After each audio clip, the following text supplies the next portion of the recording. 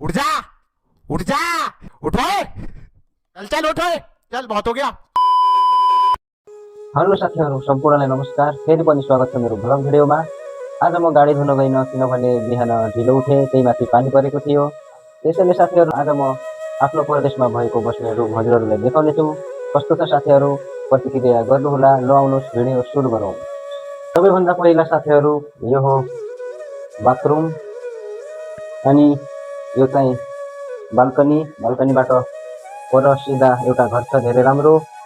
त्यसपछि साथीहरू यो हो हाम्रो मोरी, जहाँ भाँडा कपडा धोइन्छ अनि नुहाउन पनि यही मिल्छ। त्यसपछि साथीहरू यो किचन, यसमा चाहिँ रासन पानी राखिन्छ साथीहरू। यो चाहिँ ग्यास सिलिन्डर, अनि त्यसपछि हाम्रो ग्यास। अहिले चाहिँ भात पकाउँदैछौँ, दिउँसोको भात पनि पाकिसक्यो। अनि साथीहरू आउनुहोस् भित्र। यो चाहिँ मेरो छोरा हो साथीहरू, अहिले सुतेको छ।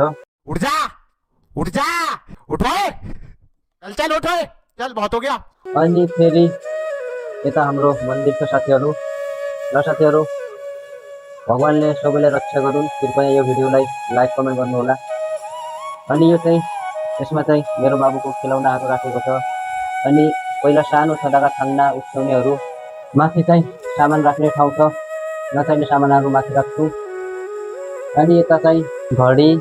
यो चाहिँ साथीहरू बारिस आएको हुनाले घाम लाग्दैन अनि भित्रै कपडा सुकाउनु पर्छ। अनि यो चाहिँ बाहिर जाने ढोका हो साथीहरू। अनि यो चाहिँ फ्यान खुल्दा यस्तो सिन छ साथीहरू। फ्यान खुल्दा म चाहिँ 2 मालामा बस्छु होइन साथीहरू।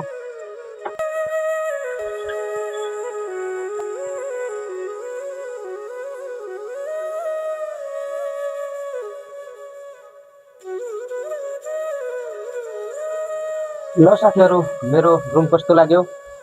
मेरो रुमको भाडा चाहिँ 4000 हो साथीहरू, लाइट बिल मिलाएर। त्यति हो साथीहरू। रुम कस्तो लाग्यो?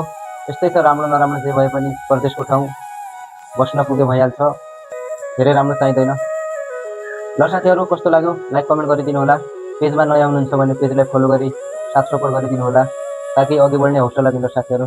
आजलाई यति नै, भोलि अर्को भिडियोमा मिल्नेछौँ। बाई बाई साथीहरू।